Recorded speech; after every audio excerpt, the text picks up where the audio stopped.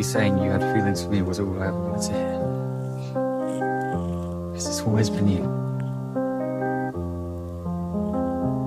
I love you.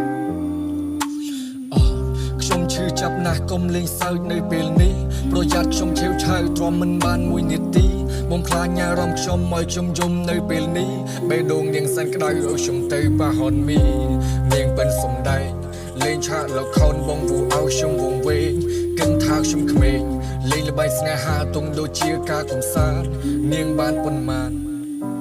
ហោឲ្យនាងទៅចោឲ្យនាងដែលរងនៅប្រុសដែលចិត្តមិនស្មោឲ្យនាងទៅចោមិនបាច់ស្រណោឲ្យនាងស្ដាយក្រោយលិនទៅផលចោលមនុស្សស្មោដោះលែងនាងចោឲ្យនាងដើរលេងប្រឡែងនឹងភ្លើងតណ្ហានៅលើលោកាមិនខ្វះទេណាជូនពរយោនបានសំបំណងប្រាថ្នាគ្មានអ្នកណាទ្រាំរងទុំទីរុនគ្មានអ្នកណាល្ងងនៅស្នេហ៍បន្តឲ្យគេទៅចង់យើងមនុស្សមិនល្អ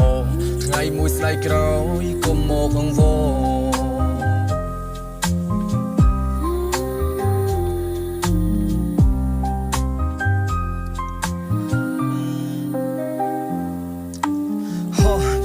ខំសំលឹងកិនថាវាជាបុផា